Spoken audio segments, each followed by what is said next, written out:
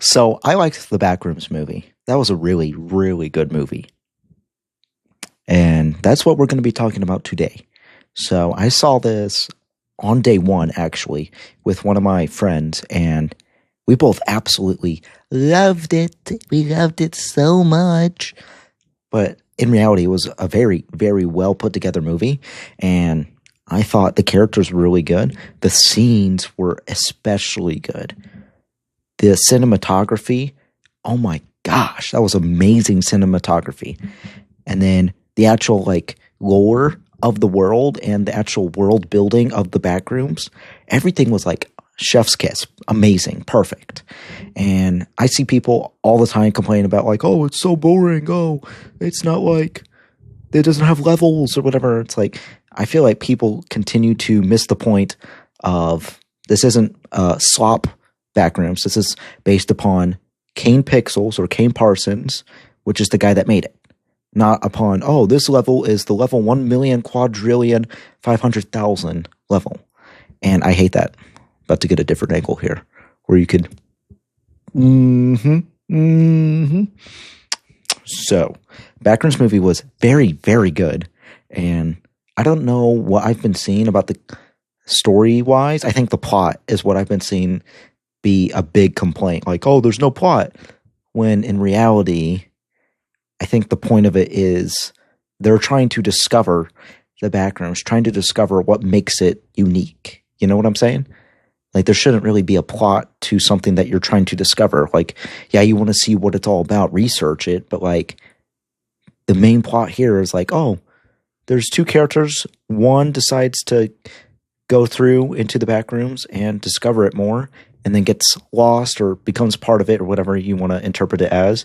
And then he pulls his therapist into the mix of it all. And that's basically it. So yeah, I guess I could see the point of there's not plot in here because it's like, I don't know what the plot could genuinely be besides, oh, they're discovering the Backrooms and, oh no, there's some weird things going on in there. But that's basically it. I haven't seen Obsession. I don't know if I want to see that because that's probably a little bit more on the creepy side. Like, here's what I like. Let me give you a description of what I like. I like the eeriness and the element of suspense with horror. I don't like seeing stuff that's like all up in your face or stuff that's like outright gory or bloody for the sake of being gory and bloody. Like, I like the suspense that the Backrooms created. That's why I loved that movie so much, because there's so much suspense, so much like unknown about it all. Like, oh, what's going to be behind the corner? You never know.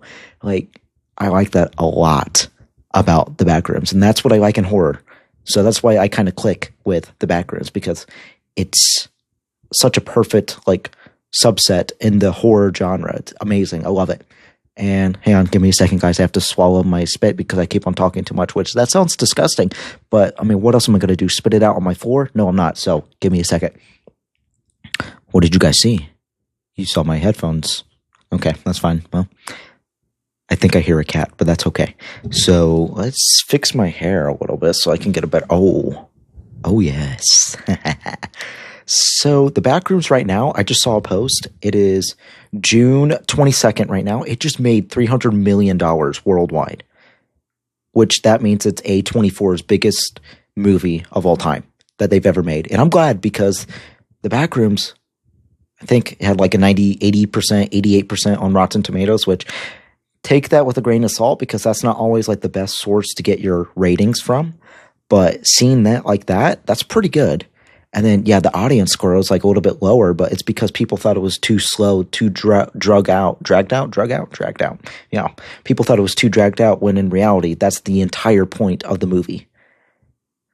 And I do think a lot of stupid people went into this movie thinking it was going to be like, you know, a visually stimulating, visually, audibly stimulating, lore stimulating, story stimulating experience. Like, that's not the point. And if that's what you came into this movie thinking, you obviously didn't do your research, which take that for what you will, but I think that might be stupid on your part. Just saying. Which, if anybody watches this, then yeah, you'll get over it, but I don't think anybody's going to watch this, so I think I should be fine saying that because nobody's going to watch this. I can say whatever I want. Within reason.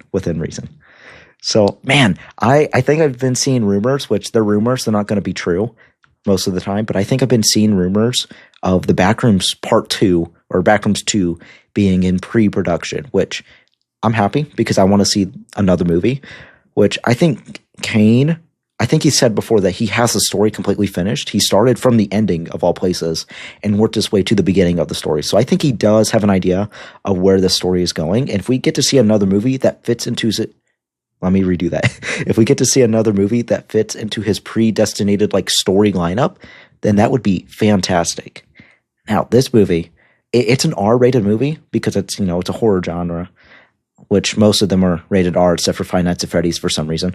But this was rated R, and yet there's not as much stuff you would see in a rated R movie here. Like, the only thing that's really bad about it is there's a lot of cussing. A lot of like F-bombs, S-bombs, all that stuff. And then without spoiling it, there's like blood smears. And then there's like blood sound effects like that. Like, that's basically it, which, I'm going to spoil it because it's been well over a month now. Somebody gets bit into by a monster and it makes that like sound effect. I mean, you don't really see the blood. It's just like agonizing like screams from the guy. And then the monster like drags his body out. It looks like it's skinned from the first time I saw it, but I could be wrong because it's been a while since I saw the movie.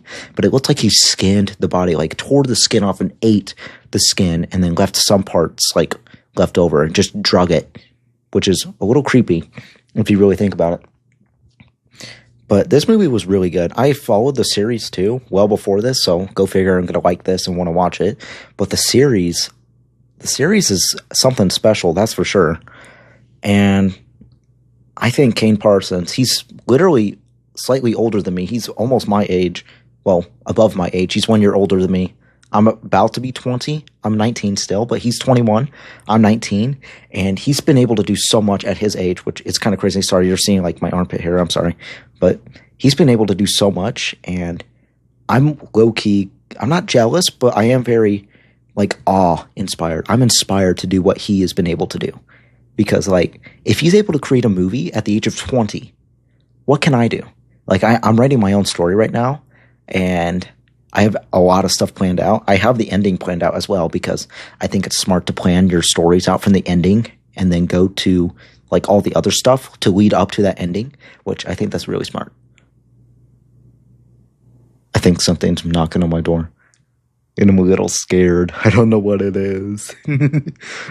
But I do think it is very smart to plan your stories out from the ending and then work your way out throughout the rest of the story. My story is kind of... Sorry, there's hair here. My story, I guess... Oh, my microphone's right there. I guess you could say it's a little basic. It's kind of a... As my one friend put it, it's a romantasy. So, like, that's going to be the first book, right? First book will be like a romantic fantasy. The two character dynamics will be like, oh, they slowly love each other over time, all that stuff.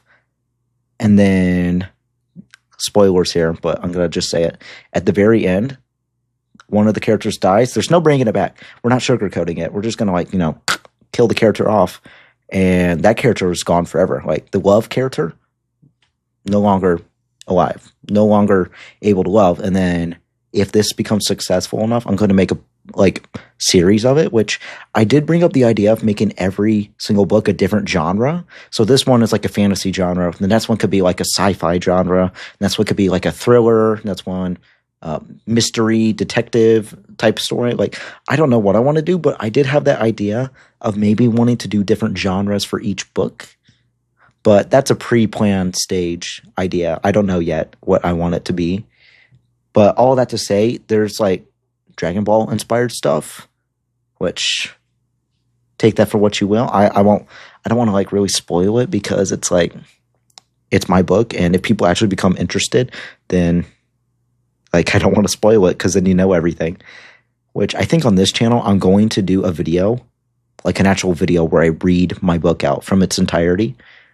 And if that gets a lot of views because I read the book out, then I'm probably going to have to make a Patreon at that point, because if I read the book out, people are going to hear it and be like, oh, I've already read the book.